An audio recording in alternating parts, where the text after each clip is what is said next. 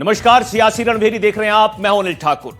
एक देश एक तरफ देश में सबका साथ सबका विकास की बात की जाती है। केंद्र से लेकर राज्य सरकार इस पंक्ति में चलने की पूरी कोशिश करती है, लेकिन इसी के कुछ नेता उस पर धब्बा लगाने का काम करते हैं। और तो और कंबल तक छीनने से ये बाज नहीं आ रहे।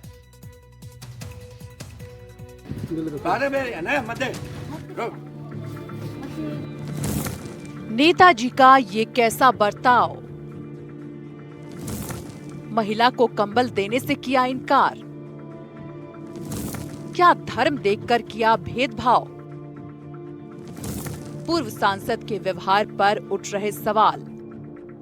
एक कंबल कैसे सियासत में उफान ला सकता है, इसकी बानगी इन तस्वीरों से साफ हो जाती है, जहां एक नेताजी ने कंबल वितरण के दौरान पहले तो महिला को कंबल देने को कहते हैं और फिर उससे वापस ले लेते हैं। जी हाँ, तस्वीरें आप देख सकते हैं। कैसे ये माननीय पहले तो कंबल देते हैं, फिर उन्हें याद आता है कि नाम तो पूछा ही नहीं, सो नाम पूछ लेते हैं और जैसे ही नाम पता चलता है कंबल देने से मना कर देते हैं। और तो और जब लोग सवाल करते हैं तो माननीय महोदय का जवाब तो और सिर घुमाने वाला होता है।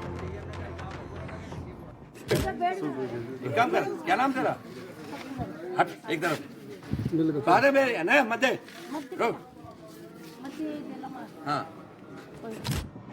दरअसल ये महोदय बीजेपी के पूर्व सांसद सुखबीर सिंह जौनापुरिया हैं, जो कंबल वितरण कार्यक्रम के दौरान लोकतांत्रिक मूल्य की बलि देते नजर आ रहे हैं, क्योंकि सामने वाली महिला शायद उनकी राजनीति के सांचे में फिट नहीं बैठती।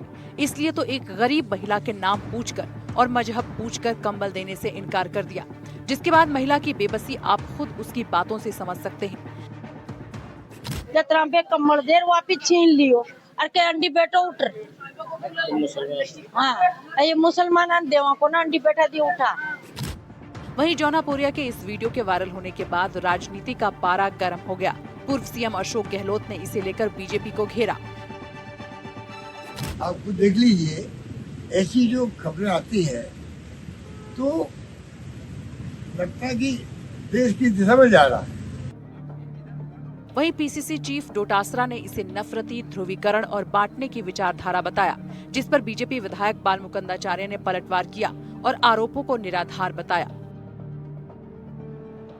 2 बार जनता की गलती होगी कि ऐसे व्यक्ति को देश की लोकसभा में 10 साल तक प्रतिनिधित्व करने का मौका दिया, जो यहाँ नफरत फैलाता है, जाति और धर्म के आधार पर भेदभाव करता है। और हमारे नेता राहुल गांधी जी जैसे कह रहे हैं कि ये बीजेपी के नेता इस देश में केरोसिन छिड़क रहे हैं, आग लगाना चाहते हैं अपनी राजनीतिक रोटियां सेकने के लिए। वो बात आज जौनपुरिया जी ने टोंक में प्रमाणित कर दी कि भाड़ में जाए जनसेवा। हमें जनसेवा से कोई लेना देना नहीं है। हम तो केवल और केवल हिंदू मुस्लिम के नाम से आग लगाएंगे इस देश में और हमारी राजनीतिक रोटियां सेकेंगे। ऐसे लोगों के बयानों की जितनी निंदा की जाए उतनी कम है। बिना भेदभाव के सबको मिल रहा है तो आप कैसे कह सकते हैं कि हम भेदभाव करते हैं, हम तुष्टीकरण करते हैं? कोई व्यक्ति विशेष की किसी से कोई पर्सनल कोई विवाद हो, कोई लड़ाई हो, वो बात अलग है। बाकी आप कह रहे हैं मैंने न वीडियो देखा न मैंने ऐसा सुना। हालांकि हम लोग भेदभाव कतई नहीं करते, न भेदभाव की राजनीति करते, न तुष्टीकरण की राजनीति करते। सबका समान रूप से भारतवर्ष में रहने वाला प्रत्येक व्यक्ति हमारा परिवार का सदस्य है और उसकी सेवा करना हमारा धर्म बनता है। जिस संविधान की शपथ लेकर हम आए हैं, उस संविधान की पूर्णता पालना हम लोग करना जानते हैं। कुल मिलाकर देखा जाए तो जिस सरकार में सबका साथ सबका विकास की बात होती है, जहां संविधान सभी को बराबरी का अधिकार देता है, वहां इन 2 बार के नेताजी का जनता से ये बर्ताव न सिर्फ निंदनीय है बल्कि बिल्कुल स्वीकार करने योग्य नहीं है। अब देखने वाली बात होगी कि सांसद जी इस पर खेद प्रकट करते हैं या फिर बात पर अटल रहते हैं। Bureau report, NDTV Rajasthan. तो बीजेपी नेता और 2 बार के सांसद रहे सुखबीर सिंह जौनापुरिया के मुस्लिम महिलाओं से भेदभाव वाले वीडियो के बाद वायरल होने के बाद अब सांसद हरीश मीणा ने पीएम मोदी को पत्र लिखकर कार्रवाई की मांग की है। निवाई क्षेत्र के ग्राम करेड़ा में बुजुर्ग में दुर्भाग्यपूर्ण घटना पर यह गहरी चिंता और कड़ा आक्रोश व्यक्त किया गया है, जिसमें मीडिया रिपोर्ट्स और वायरल वीडियो के मुताबिक पूर्व सांसद सुखबीर सिंह जौनापुरिया द्वारा कंबल वितरण जैसे सेवा कार्यक्रम को भी सांप्रदायिक भेदभाव का माध्यम बनाते हुए मुस्लिम महिलाओं से उनका धर्म पूछकर कंबल वापस ले लिया गया और राजनीतिक टिप्पणी भी की गई। तो अब हरीश मीना है, उन्होंने पत्र लिखा है पीएम मोदी को और कार्रवाई की मांग। रवीश टेलर हमारे सहयोगी हमारे साथ लाइव जुड़ गए हैं। रवीश, जो कंबल बांटने वाला मामला है, फिर वापस लेने का मामला अब इतना गर्म हो गया है कि यह मामला जयपुर से जाकर अब दिल्ली तक पहुंच गया है। यहां पर हरीश मीना ने प्रधानमंत्री नरेंद्र मोदी को पत्र लिख दिया और कार्रवाई की मांग की है।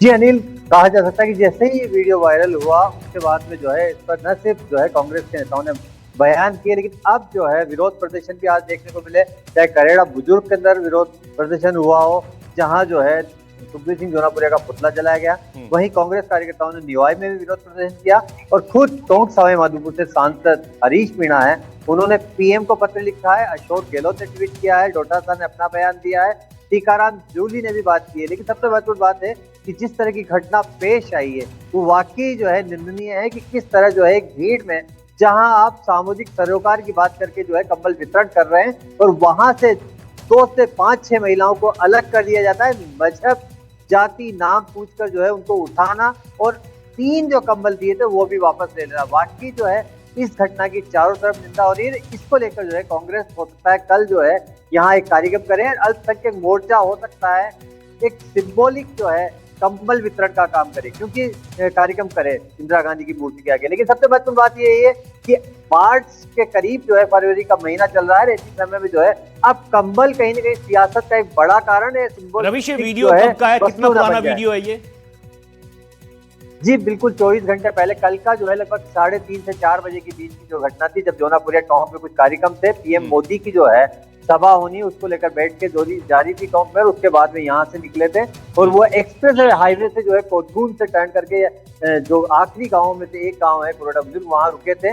उनको 2-3 कार्यक्रमों में भाग लेना था। 2 जगह कंबल वितरण का कार्यक्रम कार्यकर्ताओं ने रखा था, क्योंकि सुखबीर सिंह जौनापुरिया जो है सामाजिक सरोकार के कार्यक्रम करते आए हैं। लेकिन महत्वपूर्ण यह रहा कि कल जिस तरह का घटनाक्रम पेश आया, हालांकि वो अपनी एक सांसद रसोई भी चलाते हैं जिसको लेकर पीएम मोदी ट्वीट करके उनकी तारीफ कर चुके हैं, लेकिन महत्वपूर्ण जो कल की जो घटना है उसे किसी भी रूप में जायज नहीं ठहरा जा सकता। उनके शब्दों को जो है कह सकते हैं कि वो शब्द जो थे जो उन्होंने यूज किए, जिस तरह महिलाओं को अलग उठाया, उनसे कंबल वापस लिए, वो वाकई जो है उसकी चारों तरफ निंदा हो रही है। कांग्रेस पूरी तरह बिल्कुल इसकी निंदा भी हो रही है रवीश, और हो सकता है कि 24 में अगर ये हारे हैं तो इसकी एक वजह ये भी हो सकती है क्योंकि जिस तरह से इन्होंने यहां पर ये वीडियो वायरल हुआ है उससे लगता है कि काफी शर्मनाक ये घटना है। लेकिन एक चीज और जानने की, जब से लेटर लिखा है और उसके बाद जयपुर ये बात पहुंची, जयपुर में चाहे अशोक गहलोत की बात करें या पीसीसी चीफ की बात करें, उन्होंने भी घेरा है इनको। इनका कोई रिएक्शन इस बयान वायरल होने के बाद वीडियो के से जो है ये दिल्ली के लिए चले गए थे, लेकिन जो है कुछ लोगों से जो कुछ मीडिया से हमने भी बात करने की कोशिश की और जो बात आई इन्होंने अपने बात पर जो है अभी भी कायम है। जो टेलीफोन पर जो इनकी बात हुई है, एक रिपोर्टर से जब बात हुई है तो उनका यही कहना है कि हाँ मैंने ठीक किया है, मोदी को गाली बकने वाले लोग नहीं है।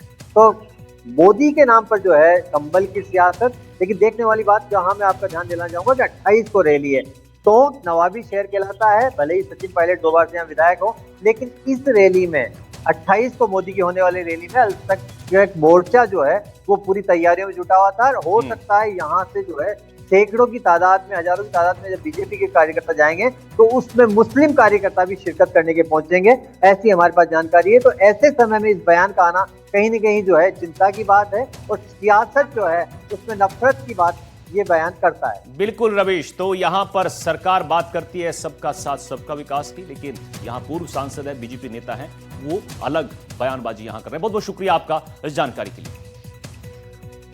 चलिए आगे बढ़ते हैं, जयपुर से आपको बड़ी खबर बताते हैं। सदन में आरएसएस का नाम गूंजा है। आपको बता दें कांग्रेस विधायक रामकेश मीणा ने मुद्दा उठाया है, देश की आजादी तक कहां था आरएसएस, से सवाल उन्होंने किया है। रामकेश मीणा के बयान पर सदन में खूब हंगामा हुआ है, आमने सामने पक्ष विपक्ष हुए हैं। मीणा के आरोपों पर अविनाश गहलोत ने मोर्चा संभाला, और कहा कि क्या लेना देना है आपको आरएसएस से, आरएसएस ही आपके ताबूत में आखिरी कील ठोकेगा। ये गहलोत ने सदन में विपक्ष पर हमला करते हुए कहा है। तो एक बार फिर आपको बता दें कि आरएसएस पर सियासी संग्राम देखने को मिला सदन में। और जो देश के क्रांतिकारी लोग थे, जिनमें खुदीराम बोस, शहीद रोशन सिंह, अशफाक उल्ला, राम प्रसाद बिस्मिल, भगत सिंह, सुखदेव, राजगुरु, जिन्होंने फांसी के फंदे पर झूल करके और वंदे मातरम का नारा दिया, माननीय सभापति जी। और मैं उस आरएसएस के लोगों से पूछना चाहता हूं कि जब ये लोग फांसी के फंदे पे झूल रहे थे और जनजाति के लोगों पे गोलियां चल रही थी, पूरा आदिवासी समाज देश को आजाद कराने के लिए सड़कों पर उतर करके आंदोलन कर रहा था, उस समय ये आरएसएस के लोग कहां थे? आप 4 आदमियों के नाम बताइए। आरएसएस तुम्हारी कांग्रेस की 4 आदमियों के नाम बता दीजिए जिन्होंने वंदे मातरम का नारा दिया। कांग्रेस पार्टी में आप माननीय सभापति जी, कांग्रेस 4 आदमियों का नाम बताइए। आरएसएस ताबूत में 4 आदमियों का नाम बता ठोकने का काम करेगा। तो विधानसभा में आज बंदरों के आतंक का मुद्दा भी गूंजा है। शाहपुरा में बंदर के आतंक का मुद्दा यहां पर उठाया गया है। विधायक मनीष यादव ने यह ध्यान आकर्षण प्रस्ताव दिया है। पहले मदारी बंदरों को गांव में लाते थे, ये उन्होंने कहा, और आज बंदरों के मूल स्थान पर छेड़छाड़ हुई है। उसके बाद बंदर गांव और शहरों में आने लगे हैं। मंत्री संजय शर्मा ने यादव के सवालों का जवाब देते हुए कहा कि समस्याओं के स्थायी समाधान के लिए सभी से सुझाव मांगे गए हैं। सामूद, सरिस्का और गलता बंदरों का मूल स्थान है। बंदर संख्या बढ़ने से शहर की तरफ आने लगे हैं। तो विधानसभा में आज बंदरों के आतंक का मुद्दा गूंजा है कि किस तरह से जो जंगल से बंदर शहरों में और गांव में पहुंच रहे हैं, फसलों को नुकसान पहुंच रहे हैं और लोगों में भी दहशत रहती है बंदरों के चलते। आज ये सदन में मुद्दा गूंजा है। पूरे प्रदेश में बंदरों के आतंक से निजात दिलाने के संबंध में माननीय मंत्री, नगरीय विकास राज्य मंत्री एवं वन राज्य मंत्री का ध्यान आकर्षित करता हूं। हम यही कर सकते हैं कि ये बंदरों को पकड़कर एक स्थान से दूसरे स्थान पर छुड़वाने की प्रक्रिया सतत रूप से चलती रहे, या उनके भोजन के लिए अगर कोई वन विभाग एक सुरक्षित क्षेत्र घोषित कर दे, अब जहां पकड़कर हम उनके भोजन की व्यवस्था कर सकें। समझदार हैं। इस संबंध में मैं सभी माननीय विधायकों से ये अपेक्षा करूंगा कि आप अपने अपने सुझाव लिखित में प्रस्तुत करें, ताकि हम उन पर कोई ऐसा निर्णय ले सकें जिससे इस व्यापक समस्या को हम पूर्ण रूप से तो हल नहीं कर सकते, लेकिन बहुत हद तक इस समस्या का समाधान करने में सफलता प्राप्त कर सकते। आचार्य धीरेन्द्र शास्त्री कहीं कथा करने जाएं और उनके बयान पर बवाल ना हो, भला ऐसे कहां मुमकिन है? और तो और इस बार तो उनकी कथा राजस्थान के अजमेर में थी, तो शास्त्री जी कैसे पीछे रहते हिंदुत्व का ज्ञान देने से?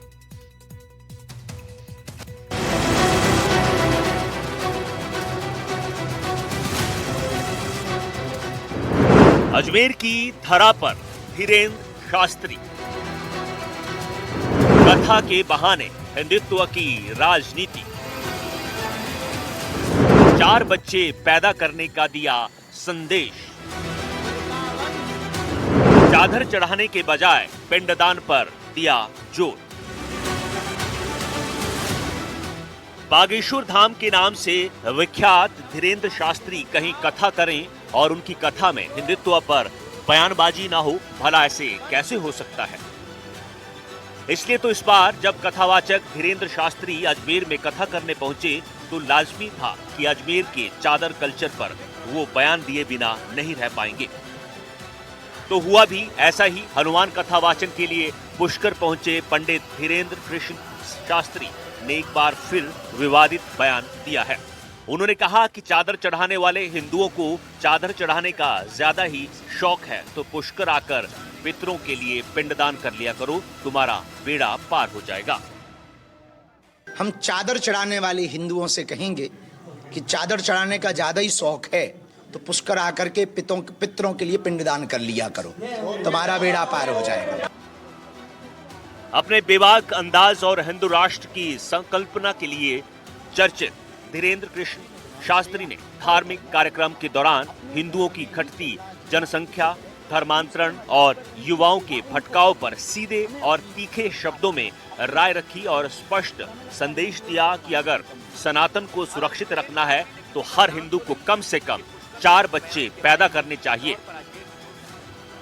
शास्त्री ने हल्के फुल्के अंदाज में ये भी कहा कि अभी उनकी शादी नहीं हुई है, लेकिन शादी होने के बाद वो खुद भी हिंदुओं की आबादी बढ़ाने में अपना योगदान देंगे। बहुत वैश्विक विषय है और खासकर भारत का बहुत बड़ा मुद्दा है कि घटते हिंदू बढ़ते मजहबी देश को बर्बाद करने की परिस्थिति पर जा रहा। हिंदू को कम से कम 4 बच्चे पैदा करने चाहिए। हमारी शादी नहीं हुई तो हम पर तो अभी लोग कमेंट करेंगे कि बाबा तुम्हारा क्या योगदान है, तो ब्याह हमारा हो जाएगा तो हम भी हिंदुओं की आबादी बढ़ाने में अपना योगदान देंगे। वहीं शास्त्री कोई बयान दे और राजनीति ना हो, भला ऐसे कहाँ मुमकिन है? तो हुआ भी ऐसा ही। कांग्रेस ने इसे मुद्दों से भटकाने की राजनीति करार दिया। देखिए, शास्त्री जी अपने प्रवचन के साथ साथ और अलग बातें भी कह रहे हैं, तो मैं उस पर तो बहुत ज़्यादा कमेंट नहीं कर सकता, लेकिन ये जरूर कह सकता हूँ कि राजनीति में और देश के अंदर जो देश में चिंता के विषय हैं, वो विषय आज रोजगार और एजुकेशन का है। अगर हम उस ओर इंगित करें और उस ओर लोगों का ध्यान दिलाएं तो वो ज्यादा अच्छी बात है। यानी अजमेर की धरा से धीरेन्द्र शास्त्री ने फिर एक बार सनातन और हिंदुत्व का ज्ञान दिया और साफ साफ शब्दों में अजमेर शरीफ को निशाने पर लिया। अब देखने वाली बात होगी कि शास्त्री जी की इन बातों का जमीन पर कितना असर दिखाई देता है, क्योंकि राजनीतिक मोर्चे पर तो इसका असर साफ साफ नजर आ रहा है। Bureau report, NDTV, Rajasthan. कथावाचक धीरेन्द्र शास्त्री के बयान पर सियासत से ज्यादा संतान पैदा करने वाले बयान पर अब वार पलटवार शुरू हो गए हैं। बीजेपी विधायक जेठानंद व्यास का यहां बयान सामने आया है। उन्होंने कहा है धीरेन्द्र शास्त्री धर्मगुरु हैं, वो ऐसे मामलों में सब समझते हैं। उन्होंने बहुत सोच समझकर यह बयान दिया है। रामकृष्ण मीणा ने पलटवार किया है और कहा यह कुंठित मानसिकता का प्रतीक है, इनको राष्ट्र के विकास से कोई मतलब नहीं है। रामकृष्ण मीणा ने यहां पर बयान दिया।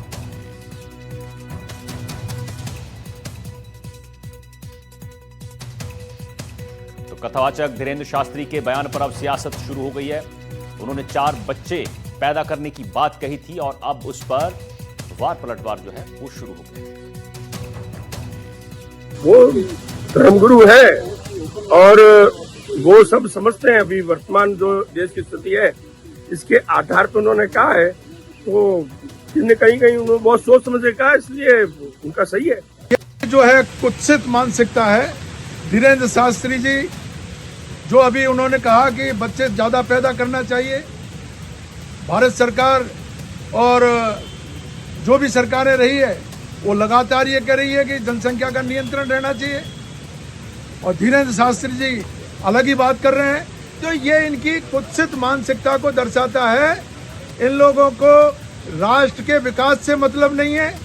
इनको इस तरह का वर्ग भेद करके और समाजों में दरार पैदा करके, हिंदू मुस्लिम करके अपनी रोटियां सेकने का काम करना है।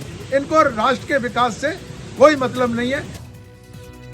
चलिए आगे बढ़ते हैं, बात बीकानेर की कर लेते हैं। बीकानेर छात्रा की हत्या का मामला आज सदन में उठा है। विधानसभा में खूब इस पर बवाल हुआ। डूंगर राम गेदर ने सदन में ये मुद्दा उठाया। गृह मंत्री के बयान पर जूली ने भी सवाल उठाए। सरकार बताए कि गिरफ्तारी कब होगी, ये नेता प्रतिपक्ष टीकाराम जूली ने सरकार से पूछा है। विपक्ष के विधायकों ने सदन में नारेबाजी भी की है।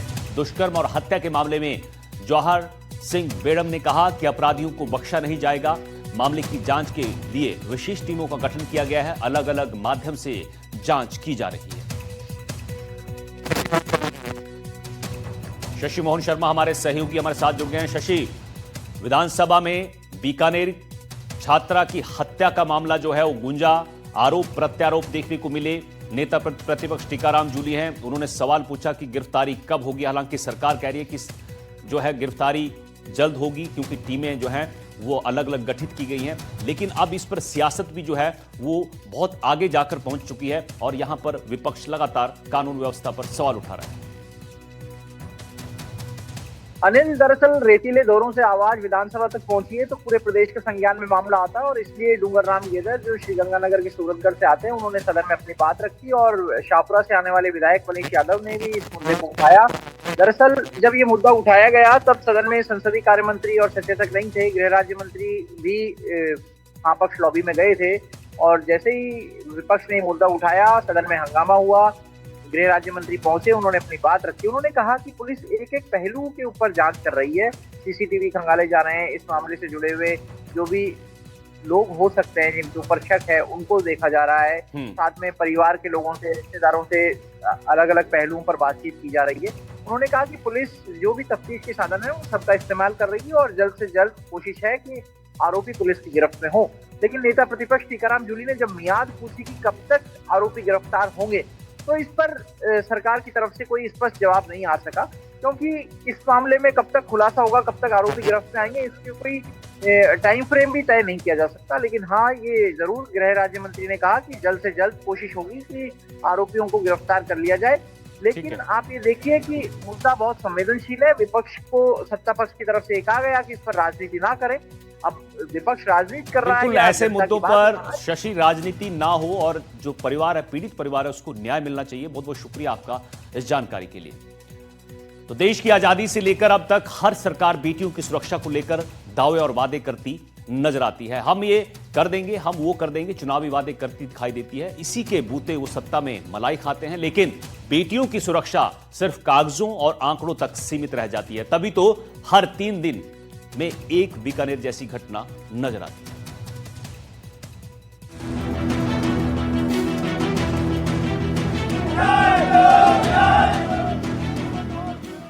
3 दिन पार, अपराधी कब होंगे गिरफ्तार? बेटियों पर अत्याचार, बातों से नहीं मिलेगा इंसाफ। विधानसभा तक पहुंचा मुद्दा, दरिंदों को कब पड़ेगा कानून का डंडा? खुद जिला बीकानेर के एसपी मौके पर मौजूद हैं, कानून व्यवस्था कंट्रोल में है।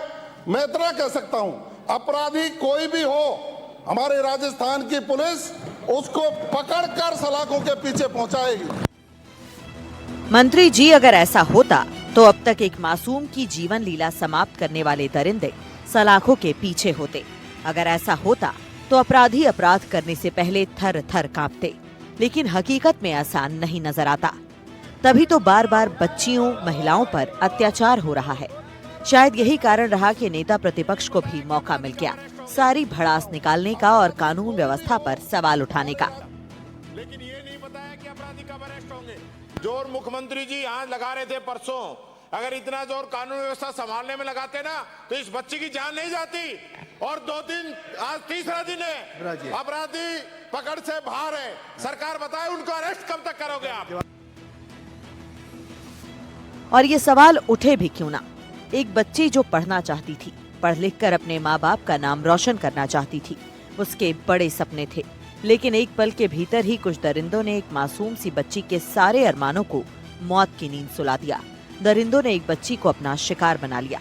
वो चीखी होगी, चिल्लाई होगी, जिंदगी की भीख मांगी होगी, लेकिन उन दरिंदों को ना तो उस पर रहम आया और ना ही उनकी रूह कांपी और 8वीं की बच्ची को अपना शिकार बनाया। 3 दिन बीतने के बाद भी अपराधी खुले में घूम रहे हैं। मामला बीकानेर के रणजीतपुरा का है, जहां एक 8वीं की छात्रा की निर्मम तरीके से हत्या कर दी जाती है। और तो और इस नाबालिग छात्रा का शव नहर में अर्धनग्न अवस्था में मिलता है, जिसके बाद से ही परिजनों और ग्रामीणों का आक्रोश चरम पर है। ग्रामीण इसी कड़ाके की ठंड के बीच घटनास्थल पर ही शव लेकर धरने पर बैठे हैं। मुख्य मांग तो यही थी, भाई मुलजिम जो है उसको गिरफ्तार किया जाए, क्योंकि ये पहले ही यहाँ की घटना है और जनता के अंदर जो है महिलाओं को पहली बार जो है यहाँ पिछले वर्षों में बच्चों को पढ़ाई के लिए भेजा है और महिलाओं के अंदर भयंकर इसका जो आक्रोश है। एसपी साहब से और कलेक्टर महोदय से बात हुई, उसके अंदर किसी प्रकार से नतीजे पे पहुंच नहीं पाए। लेकिन एक बात उन्होंने कही थी कि आपके द्वारा यहाँ जो आपकी जो मांगे यदि यहाँ भेज देते हैं तो हम राज्य सरकार को भेजेंगे और राज्य सरकार के बाद में जो वहाँ से जो आएगा वो हम आपके पास में बीच में ला करके बताएंगे।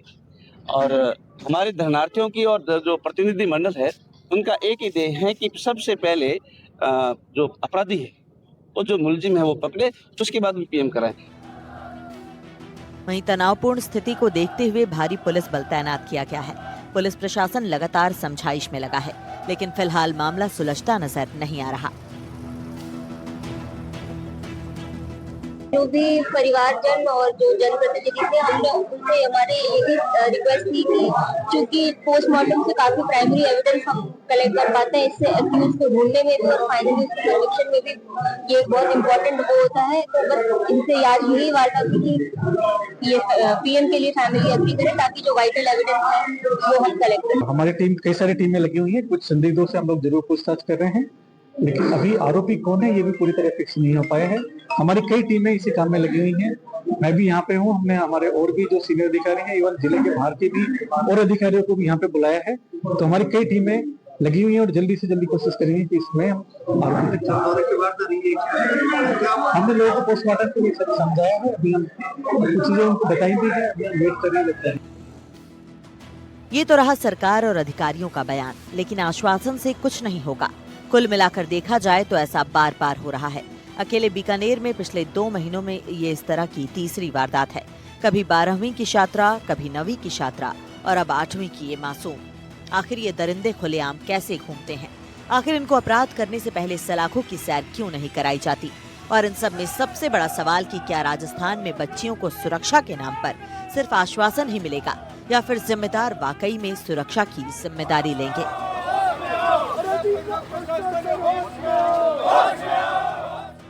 रणजीत में हुए छात्रा के हत्याकांड के बाद इस क्षेत्र में बवाल मच गया है।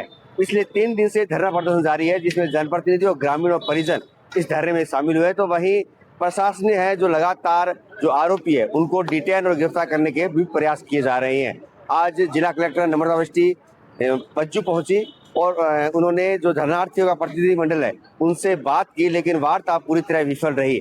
हालांकि प्रशासन की तरफ से और पुलिस की तरफ से कहा जा रहा है कि पोस्टमार्टम करवाया जाए, लेकिन जो धरने पे जनप्रतिनिधि बैठे हैं, जो ग्रामीण बैठे हैं, उनका कहना है कि पहले आरोपी को गिरफ्तार किया जाए, उसी के बाद में ही पोस्टमार्टम किया जाएगा। अब देखना ये होगा ये मुद्दा कितना गहमाता है और आखिर इस मुद्दे का क्या नतीजा निकलता है। कैमरा पर्सन साथी राजेश संघानी के साथ त्रिभुवन रंगा, NDTV बीकानेर।